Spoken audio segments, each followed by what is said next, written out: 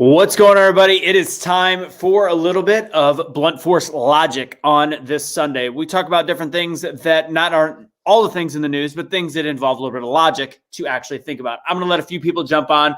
We're going to be talking about Maxine Waters being inciting a riot, actually inciting violence. Inciting, not just talking about it or saying we should fight back, but actually saying we should take to the streets. We'll talk about Maxine Waters. We'll talk about the BLM founder. I have a video that I don't think we've shown on any of our shows. Her explaining her spending money on these multi-million-dollar mansions. And it really, when she talks about Black Lives Matter, it's actually her family matters because they're Black. Okay. And then we've got Chris Cuomo that essentially, if you really listen to what he's saying, in my opinion, he's calling for the death of white children in order to create change. So this is all happening in a matter of the last couple of days, and I would love to talk about it because it makes absolutely zero sense, and it's a call on logic. Blunt force logic starting in 30 seconds. Share this out there, and this will be nice and short. And as a reminder, if you like watching these, they will not forever be on the Be The Change page. We're making sure people get on that. So it's Anthony Michael Russo is the way to find me on Facebook, and it will hopefully be a show on OpsLens coming soon. 30 seconds till showtime. Let's talk a little blunt force logic.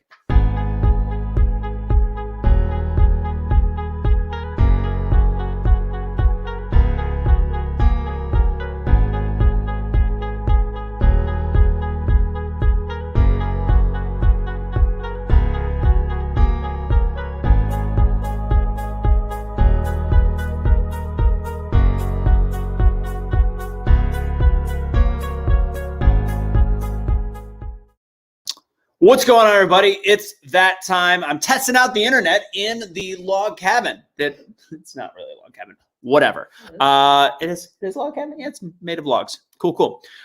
With that, guys, I'm hoping that it all comes out smoothly. It's talking about logs and coming out smoothly. Just kidding. All right.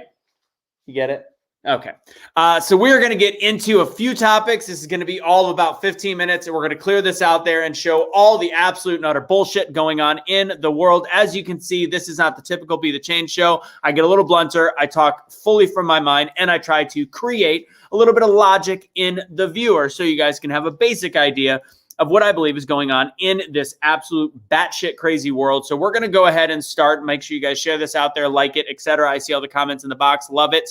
And hopefully this will be a twice-a-week show coming up soon called Blunt Force Logic. Anyways, let's get started. I want to talk about the Black Lives Matter founder, Patrisse Cullors. She got interviewed. I'm going to go ahead and bring this video up and play it for you guys and show the utter and complete hypocrisy, which I think bears to mention what's going on with Breonna Taylor's family. Who think that it's absolutely berserk what BLM has done, essentially used her daughter as a poster child, just like all the other black police on black shootings. And now the family goes, wait a second, we've been used to raise money for something we're not seeing any actual change in, nor are we seeing any changes towards Breonna Taylor. Has there been any help? None. Why? Because Black Lives Matter is the biggest distraction from actual helping Black lives in the history of Black lives. Legitimately. Like, we're talking using people dying in the Black community in order to raise funds for something we can't see, except for the only thing we do see is a multi-million-dollar home, multi-million dollar homes by the founder of it. So let's go ahead and play this video real quick. This is her finding a way to explain why she spent so much money on these houses and still not being able to do it. There's also a critique, though, from the left that would say, if you are a trained Marxist, if we're talking about a certain kind of radical politic, that extravagant homes of any sort or multiple properties of any sort is itself contradictory to the ideology that you hold. So it's not about having money per se, but that it's about, or about property per se, but it's about there being a potential contradiction between your expressed politics and your lived practice. Sure, and I think that is a critique that is wanting. And I say that because the way that I live my life is in direct support to Black people, including my Black family members, first and foremost. And for so many Black folks who are able to invest in themselves and their community, they choose to invest in their family. And that's what I've chosen to do. I have a child. I have a brother that has severe mental illness that I take care of. So hold on a second. So she's admitting that she's using her money, which I can't find where she would be able, as in the professional world, aside from the fact that she's a full-time Black Lives Matter employee as the founder, how she would have this money. So it's got to be coming from donations. She'll talk more about that in a second. So she literally is out there saying, my opinion on how I'm going to affect directly with all the money that people are giving to Black Lives Matter, I am going to fund my family and my children. What is that doing for the Black community that you are looking at? What is that doing for whatever shooting you want to put on the top of your list? To me, the fact that his follow-up questions aren't hammering her like, so your idea of helping the Black, you're literally using a large percentage of the money given to Black Lives Matter, like 3 or 4%, over the last however long, is technically the amount of money she spent on homes. So you're using 3 or 4% of this mass amount of money to buy homes. You see the issues here. You see why this is a problem. Even if she put down payments, whatever the heck, 1%, who knows? It's absolutely insane. Her investing in Black communities is investing in her family and her children. That is the biggest sham in history. The rest of the money, I'm sure, has been going to ActBlue for a long time. But regardless, I'm going to go ahead and continue this video. I support my mother, and I support many other family members of mine. And so I see my money as not my own. I see it as my family's money as well. And I want to also speak to Black Lives Matter and the money that we didn't necessarily raise, money that was given to us last summer. Mark, the minute we started to receive funding, I looked at my team and I said, we have to get these dollars out the door. Now that Black Lives Matter has money, we have to be a grant-making body as well as a think tank, act tank, and an amplifier. And so much of the work that BLM specifically has done has been reinvesting into Black communities. We launched a survival fund where we gave nearly $3 million to 1,000 Black folks across the country. We have committed to $27 million. Notice that nobody is challenging where this came from, like what 1,000 families. You can literally say 1,000 families got $3 million. The interviewer is just going to let it go. Nobody gives a crap. Nobody cares.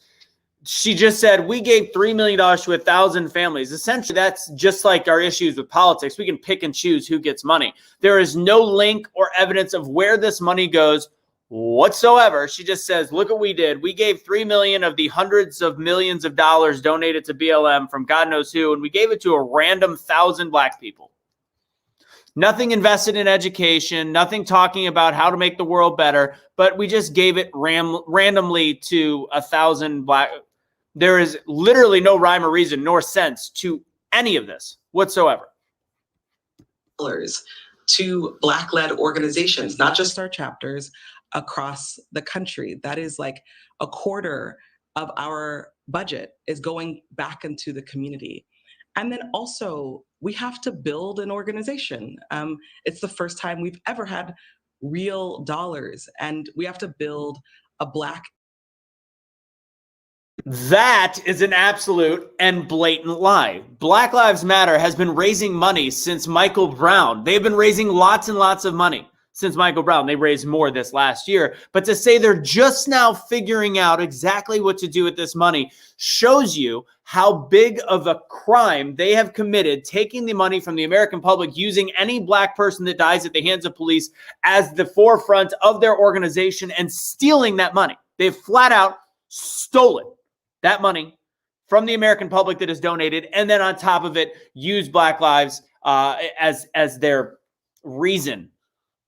This is criminal. This needs to be investigated. Even Hawk Newsom, who I don't always get along with, asked for an investigation into the finance and the spending. They are just now at hundreds of millions of dollars, just now saying, we need to figure out exactly what we're going to be doing with this money. How do you have an organization with that much money into it And now you're just now figuring out how to spend it while you've already known that you've spent it on three multi-million-dollar homes. This is real life. And this is the organization that if you say Black Lives Matter is a piece of shit organization, you're a racist. No. We're talking about an organization that is stealing from the American public and also using the names of Black people. This is the most racist organization in the country based on scale. You can talk about the KKK. They're horrible.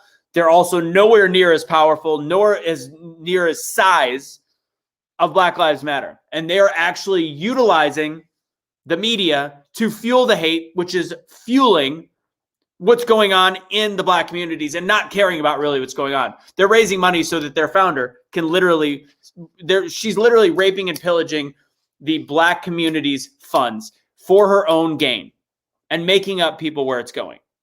It's absurd. I'm going to finish this video up and then we're going to wrap up with this horrific human being. Institution that can challenge policing, that can take care of Black communities. The whole point of these articles and these recent attacks against me are to discredit me, but also to discredit the movement. And we have to stay focused.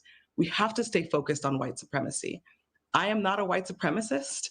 I am not a tech billionaire. I am not the Catholic Church acquiring land everywhere. I am a single Black woman who is supporting my family and supporting my community. And I want to continue to do that. And I need to be able to do that. And I need people to see through the lies. You've talked about funding and receiving funding and how the money's being distributed. And we're going to go there because for every right-wing criticism there is of BLM and of you, there are also criticisms from within the movement that we also want to take seriously that I am going to bring up after the break. But before we get there, I want to talk about you. Because when you look on the cover of the New York Post or you look on the internet and people are posting these homes and people are showing where you live, they're not just making you a site of critique, they're also making you a target. In real life, people can find you. How do you make sense of that piece of it? What some would call it, I think you even called it doxing. Yeah, sorry, I'm getting emotional. I've spent the last week with security and yeah, these articles have shown the homes that I live in and that my family lives in, and everybody's been like, well, is there an address? But you don't need an address because you can reverse image the images and pull up my address. And so I've not just been a target of the right and white supremacists in this moment, but obviously since the beginning of when I started Black Lives Matter, I've been a target. And these folks have created a much dangerous situation for me and my family. It's very serious. Wow. And do you see this as largely coming from the right, or do you think this is coming from other elements as well? I think there are, as you said, there are some grounded critiques of me and BLM, and I take those grounded critiques very seriously. And then there's some critiques, even if it's not from the right, grounded in more white supremacy and misogynoir. And that's just where we live right now. It's hard building movements. It's hard building Black-led institutions. We are doing something that many people haven't done, Black women at the forefront. That is hard to comprehend. That's hard to understand. But I promise you that what I have done, with what other BLM leaders have done in the organization, and what we're trying to do is get Black people free. That's what we're trying to do. And we're going to make mistakes. We're going to stumble. But I need the community. We need the community to lift us up so that we can be accountable in a principled way, in an honest way, and most importantly, in a loving way. What's happening? Okay, that's enough of that. So this is a woman calling for a loving way, and she's sad that she's being doxxed, which literally her movement has supported and never talked bad about doxing of anybody that doesn't support Black Lives Matter. If you don't put the black square, they get accosted, they get yelled at. Black Lives Matter organizations are going into restaurants. They went into restaurants all summer last year. They got in the face of white people. They've literally asked white people to denounce their white supremacy, not even knowing anything about their background. And this is a woman that is putting crocodile tears out and crying on a television program that,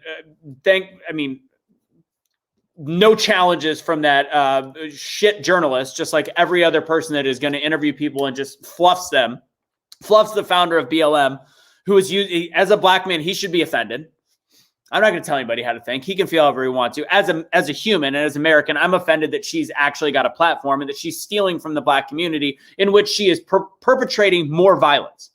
She is the lowest form of human being because she is literally stealing from people, acting on national television, acting on a program, and then blatantly telling the American public that she's received hundreds of millions of dollars and still has no plan of really what to do with it, and that she's giving it to her family because they're black. If that doesn't give enough information on that organization, I don't know what else to tell people that are on that side that look at me like I'm hateful, when I'm actually trying to look for things that can activate and help the black community. Talk about education, talk about getting people back to school from COVID, because God knows the lower income inner city education is getting even worse because they're not being forced to go back to school or being allowed to go back to school. That's what I talk about. She does not give a shit about black people. That's the logic that I can provide there. And anybody that sees different, I got to ask you why. I saw somebody in the box saying, just like Trump. I don't know how she relates to Donald Trump in any way, shape, or form. Trump has his flaws, no doubt. But how this woman, who literally has not done anything in real estate, well, never mind. Sorry, she's bought real estate off of the money from Black Lives Matter. But let's look at Donald Trump. Never utilized his presidency to make money. He became rich off of real estate, off of his family's money, whatever. This woman legitimately used the pity party of the black plight to ask how she can get more money from the American public. She found stories, she cherry-picked stories to raise money. She cherry-picked stories and mass media to divide the American public, to raise money, to help Act Blue, which Biden, I don't know if anybody's seen him lately, but he doesn't talk much, and he sure as heck isn't doing anything in terms of the BLM movement. He's not doing anything about the border. I think they just increased the size of funding for the border, knowing that it's actually a crisis. He finally just admitted that it's a crisis. That's what's going on in Biden's America right now. You can't look at economy because economy takes years for the current presidency and the administration to come up. But what you can look at is actual action. Kamala Harris, the vice president of the United States of America, was put in charge of the border by the president of the United States of America. She has yet to go to the border. She's gone to Mexico. She's gone to, I think, Honduras. They're still not making this a priority when if you are a decent human, that is a crisis that needs to be dealt with, and it is of his doing, and she does nothing. Use donations to buy a house with. Absolutely mind-boggling. Let's continue to Maxine Waters. Maxine Waters last night said, and finally Ted Cruz stepped up and said something.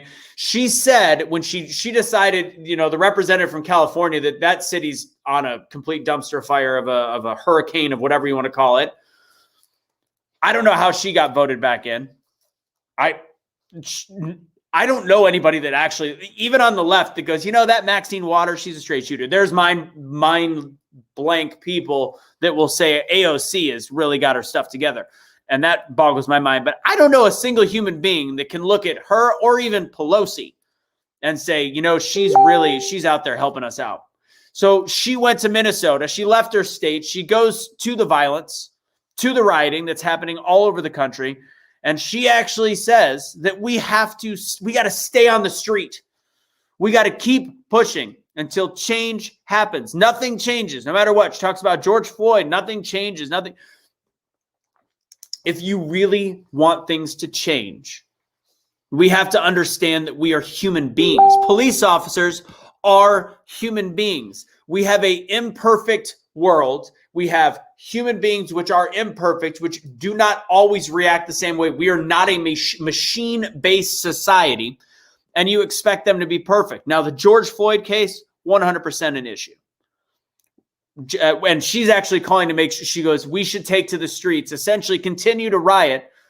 She's calling to continue the riot if there is not a guilty verdict, and she was very clear. They asked, not a guilty verdict in terms of manslaughter, but murder, which, to be honest, it's going to be very hard for the jury to say this is guilty of murder.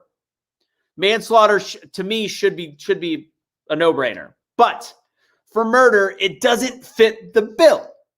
So she is essentially saying, in a state not her own, where the tax dollars to repair all the different things going on there, she doesn't give a shit. She's going to go incite a riot after talking about how Trump incited a riot by saying we need to use our voices and fight back and all that stuff and make our voices heard, and we need to fight like hell, which never said anything about taking to the streets, burning a building down, storming the Capitol. Never said that, but he was impeached for it. And this woman still has a job. She is legitimately talking about creating change by rioting, by continuing to push the streets, continuing to push back. This is the same woman that said we need to get in all of our conservatives' faces.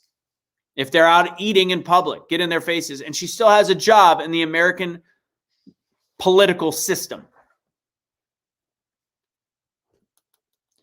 The way to create change is to actually admit that compliance is the first mode of creating change. And number two, it's actually looking at the crime happening in the communities where these police are going about their business and having a quick trigger finger. And with that all said, if we're going to be you could talk about Jacob Wright's, the mistake by that police officer. Was it right? Jacob? Dante. Sorry, Dante Wright. I was combining Jacob Blake. You could look at Dante Wright and you could look at George Floyd, which hopefully some kind of justice will be served. You look at those, separate them, because if you want to separate and talk about the newest one, the one in Chicago, Adam Toledo, which I believe is those nickname now that we're seeing the t-shirts in his community come out, the nickname of either him or the street. We're not sure because we're not but on the t-shirts, he was called Lil Homicide. 13-year-old was called Lil Homicide. Oh, and I wanted to bring this up and I didn't save it. If you want to Google any of the things going on right now, the best is the fact that they are using, Adam Toledo is already young enough, but they're finding an 8 and 9-year-old picture of him. And that's I call it the Michael Brown treatment, because it plays on the heartstrings of people saying, oh my God, this child was shot. They're using a 4 or 5-year-old picture of an already 13-year-old to make it like the police officer that did his job. I will stand by this police officer to the nth degree. In that moment, bang, bang, gun, shooting. The murderer in this case, if you want to know who murdered the kid, it's the 21-year-old Latin King, just like the 13-year-old, the 21-year-old Latin King that said, here, take this gun and run with it, because he had a felony. He knew that he'd be in trouble, so he gave it to a 13-year-old. The murderer is the 21-year-old. If you want the logical answer on who murdered Adam Toledo, it is the 21-year-old, also gangbanger. Lil Homicide is the kid's nickname. Not putting that out in the media, not allowing news to show that, having this story of this poor 13-year-old, and I feel horrible that this 13-year-old is dead. But every action has an equal and opposite or equal reaction. I don't even know what the phrase is. I'm on a juice cleanse, so I'm starving, which means I'm even a little bit more heated. This kid died because of choices made. In that flash frame of a second, did he have his hands up? Yes, that was the first thing I saw, and I go, oh shit, this police officer screwed up. But just like everything else, you look at everything through a lens that isn't just what the media puts in front of you. You look at it through a wide lens, and you look at it and say, what can we see happen? Let's look at the bigger picture.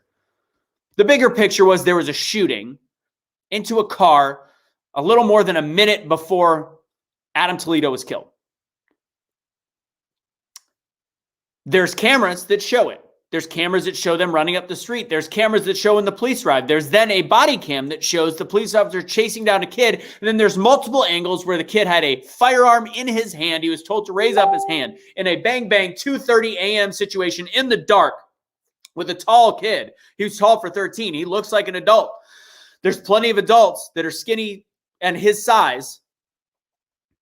And he makes the fatal mistake of turning towards the police officer instead of putting his hands up. Well, he turns towards the police officer, he throws the gun is put off to the side. And people are claiming that it was planted. Do you know why you're claiming that the gun was planted? Because you're not paying attention to all the elements of the story. You're reading the headline from CNN. You're reading the headline from mainstream media, not realizing that this young man had a gun in his hand a split second before he was shot. And when he put his hands up, it was unfortunately too late. The decisions that he had led to that moment, because the police officer deserves to go home alive at the end of the night. And we are seeing in all of these places, including, I believe, just happened in Chicago, there was a drive-by shooting at the police station because of the rhetoric put out there by the media, put out there by Maxine Waters, put out there by Cuomo, which I'll show that to end this blunt force logic. And we're seeing another police-involved shooting, as Kirby just said, and I just saw also, as I've gotten messages, there's another police-involved shooting, and I'm sure people are going to freak out.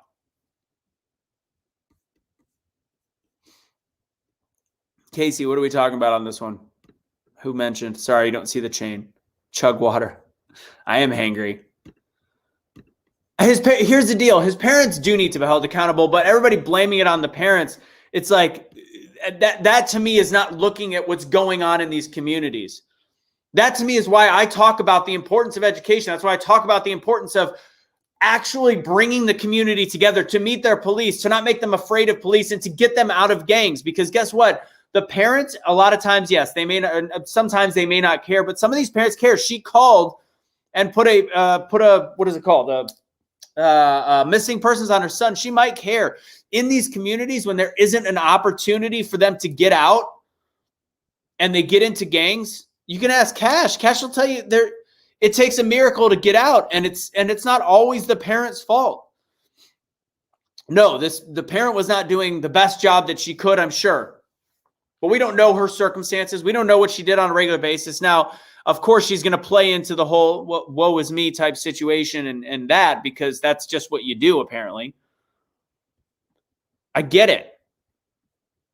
But it's not just the parents. It is our community and our society that don't know how to create change. The way to create change is to call out the things that would actually change the whole picture.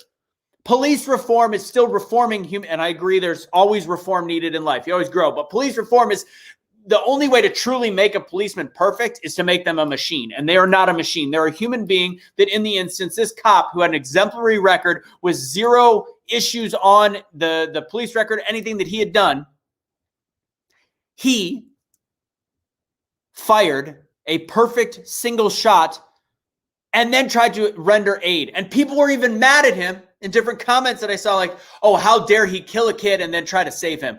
Because that's his fucking job. His job is to make sure that he goes home at night to his family, protect the community. And in the instance of when he has to shoot somebody that has a gun that could kill him, a 5-year-old with a gun can kill a cop. I don't know if you know that.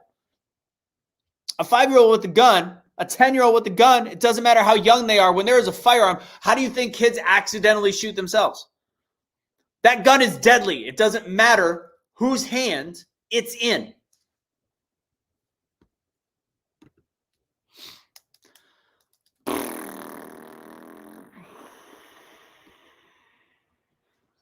All right. So let's end it with this horrible interview by, here's the Burnsville officer involved shooting. I'll look at that in a bit, Curve.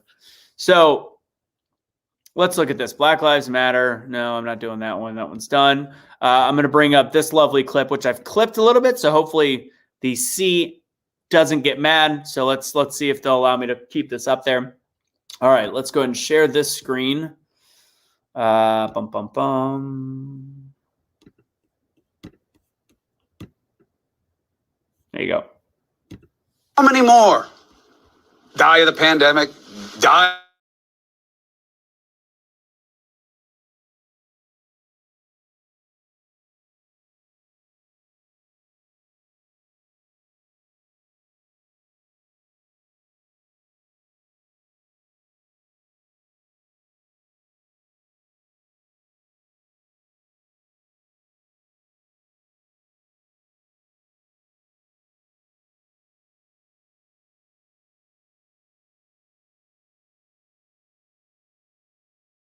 Off the idea that you're wrong about police. Apparently there wasn't any audio. Let's try this again. How Run many it back. more Let me know if this works. die of the pandemic, dying from police shootings? Does that work? George Floyd, Daunte Wright. I wonder if you'll remember their names 6 months from today, because they'll be replaced by so many others. You're here, people. What are you going to do when you see these shootings? You know what you're going to do. That George Floyd, did you hear about him? That Daunte Wright, did you hear about him? That 13-year-old Adam, you know he was a gangbanger. Why do that? Because you want to make the problem them. Takes the onus off the idea that you're wrong about policing not needing to change. Forget that police are trained to deal with non-compliance with force that is not lethal. Hey, comply or die. You know what I mean? And you know what the answer is? You really do. You don't want. Comply or die, to be very clear, is literally taking this thought process and making it like, if you don't comply, you're going to die. No, there is a ton of instances where even lack of compliance, like we're talking 99% of 99.9% of lack of compliance is still actually leading to the person being alive afterwards. That's just the way it is. Very rarely, only when we see it on the news, when it's these stories, do we see that this lack of compliance leads to death. I believe as though it was Chelsea Handler that said 50-50 chance of a black person dying. She had a Twitter that wasn't a tweet, that was not actually, didn't care about the whole fact-checking world that we're in, that said 50% of people when they're pulled over or whatever it was are killed. If this isn't inciting a fear of police, which is therefore inciting danger towards police and danger to the people that the police are arresting, because all of a sudden they're deathly afraid because they listen to these idiot celebrities. Everything has a cause and effect, and this rhetoric's effect is more death, more injury, more bad situations to black people. Now, just wait for where this goes. I don't like it. Scares me. Shootings, gun laws, access to weapons. I know when they'll change. Your kids start getting killed. White people's kids start getting killed. Smoking that doobie that's actually legal probably in your state now, but they don't know what it was. And then the kid runs and it pop, pop, pop, pop. Cop was justified. Why'd you run? Oh, we had a baseball game tonight. A white kid. Oh, big family. That house over there. Those start piling up. What is going on? Wait a second. Real quick. So what Cuomo just said is running from the police. Not running with the gun, just like doing something stupid. This is not a true story of anything having to do with white, black, brown, purple, nothing. The instances of somebody running from the police and getting shot have happened. They have. They are under 10 in the last 10 years, and we know of some of them. People running from the police and not turning around with a gun, not turning around and having a gun, not after beating the police officer, but smoking a doobie and running from the police has not gotten black people shot. This inflammatory rhetoric is leading to the end of the society that we have as we know it, period. And he is allowed to be on TV. He's allowed to be on a network that Project Veritas just exposed for finding a way to incite ignorance, essentially, in our community. And now he's calling for the potential for us to create change if there's rich white kids dead. That's called what we see on all these mass shootings. The reason why that's a big deal is that allows to push gun legislation. So the mass shootings, which are typically a bunch of white kids, which, by the way, there was a mass shooting today in Austin, which I'm watching the story go away in 5, 4, 3, 2, 1 when they realized that the victims were black and the shooter was black. The story will disappear. It does not fit the push narrative. Now, do I think the story should disappear? Yes. I don't think any of these stories should get the attention they should. They should be a footnote. The way news is supposed to be, the way news used to be was this happened. Now it's all to push ratings and push agendas. And it's so dangerous that it's causing us to tear ourselves apart at the seams. And the fact that Cuomo's platform doesn't call out the ultimate Cuomo and Andrew, who has killed people, who has literally led to the death of senior citizens in New York with zero remorse at this point. And this man continues to talk about what needs to change. This is a crime family. I'm saying it. This is a crime family. The BLM founder is a crime family. These are crime families that are allowed to not only continue on, but continue to have a platform and continue to have a voice. I'm continuing with this. These police. Oh, what? Maybe we shouldn't even have police. That kind of mania, that kind of madness, that'll be you. That'll be the majority. Because it's your people. See? Now, black people start getting all guns, forming militias, protect themselves. Can't trust deep state. Hoo-hoo. By the way, I think he doesn't know anything except for the news that's put in front of him, but there is a black militia who's accidentally fired a firearm at an event called the Don't for the Fuck With, what is it called? Not Fucking Around Coalition, NFAC. So little does he know there already is one. But of course, that's never been put on his channel, nor in front of his face. So he has no idea. That's a perfect still frame. That still frame shows a man that's completely clueless. Completely clueless. You'll see a wave of change in access and accountability. We saw it in the 60s. That's when it changes, because that's when it's you. So my job is to show you in them, because they're but for the grace. And the grace is forgiveness that none of us deserve. None of us for the deserve blessings that we're wasting in this country. That is our reality. And the reality is clear, and the state of play is unchanging. And that is not a recipe for any type of longevity. And what do we do here? What do I do here? I get lost in the next name, the next iteration. The new in news dominates because you get bored. I've heard enough. I cared about George. Okay, here's the deal. If you're a black person that watches him or Don Lemon, this is a perfect still shot also. His eyes are closed to what's really going on in the world and what he is actually doing to black people. Think about what is going on. This is a man that is literally saying, what's the next name? Why? What about the 2,000 plus black people killed every year by each other? 5,000, I think 4,000 if you include all black murders a year. But you are talking about the name that your network and networks like it choose to put out there when it's the most convenient to cause disarray in our society. He knows exactly what he's doing, Lori. You are 100% correct. And you know what? If you heard the tone in his voice, he's starting to sound like a preacher. And the rest of it, which I'm going to just stop. He starts utilizing, you know what? I'm going to play it. I'll play it. He essentially makes this a religious issue. I'm going to go ahead and continue. It was wrong. But I've had it with the trials too long. Just let me know when they have a verdict. We pretend that we're not just seeing the same lying and lack of leading and bleeding and death and pain, new names, new faces, new places, same problems. You know it, I know it.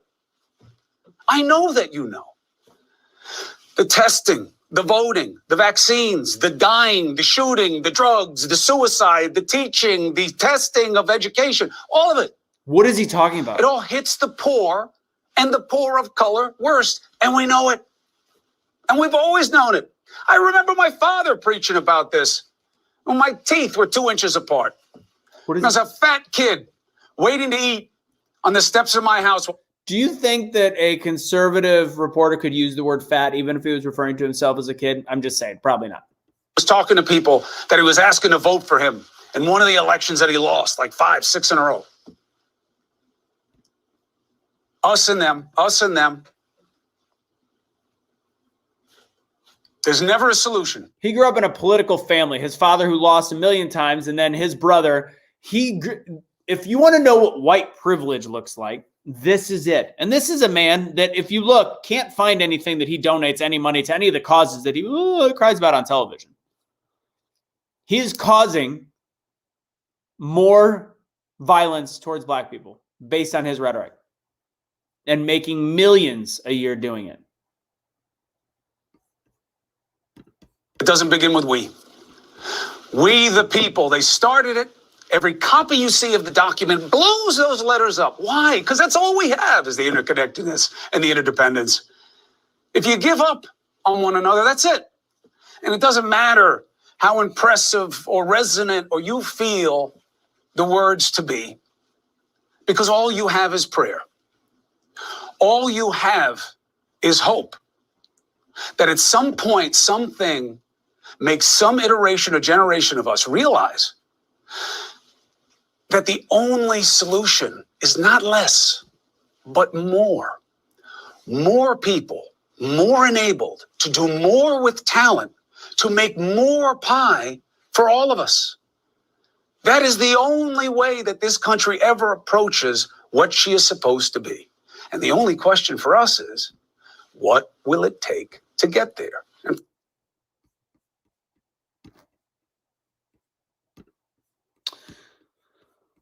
oh, he's such a gem. So with that said, this is the man that talks about, he also in that grouping, I don't know where it was, he talks about how this is how you get stuff done. This is how it was done in the 60s. I don't know what he's talking about. Like the 60s had their revolution for all getting rid of all of the previous, or trying to get rid of, slowly, progressively getting rid of the racism that was founded a lot of our country. I don't know how he's relating what's going on right now to the 1960s. That's a slap in the face of those that really truly fought and changed this country.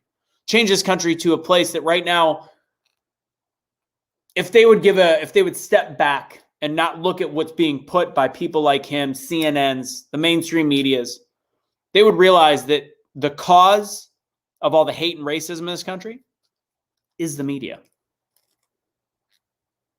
Unreal. That's all I got for Blunt Force Logic. This has been my longest one. This will be a little bit more of what the actual show will be like when I do it twice weekly. Again, I ask you guys to follow me at Anthony Michael Russo, not just Be the Change. I know a lot of this is the Be the Change group because, as you can tell, not the typical Be the Change message. I would suggest if you guys can watch a clip on Bill Maher, maybe I'll try to find it. Not always a fan of Bill Maher. Most of the time, not a fan, but he has been the voice of reason during this COVID epidemic. And actually starts calling out the ignorance of the people that watch mostly mainstream media on the left and talking about the most uninformed people regarding COVID numbers, thinking about how many people go to the hospital. They looked at it and he showed the ignorance of the left and how dangerous it is that they think that 40-something% of people go to the hospital from COVID instead of the 1 to 5%. Not that it's not an issue, but it shows the fear that has been instilled into those people. And why? Because you want to make sure you get that vaccination, which Budweiser has played on. Sam Adams has joined the club. You actually, if you show your card, you get entered into win free beer. They're bribing the American public with donuts and beer. Things that will make them less healthy. Make them less able to fight this illness. Bill Maher talks about vitamin D and getting outside and the importance of it. So go, Bill Maher. Great job.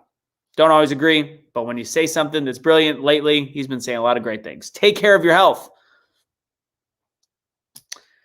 Well, guys, that's Blunt Force Logic. This is, 25 minutes longer than I thought I was going to go. There's a lot to do. I might do a What Made You Smile tonight because I've got internet connection to the house, and that's what makes me smile is I found a way to get close enough to the window for it to work. With that said, guys, be the change you wish to see by slapping some blunt force logic into your life. I'm going to look at the comments, see if there's anybody that needs to straighten out. I don't know how you can fight logic. That's the great part about this. Guys, have a great rest of your weekend. Hope you guys had a great week.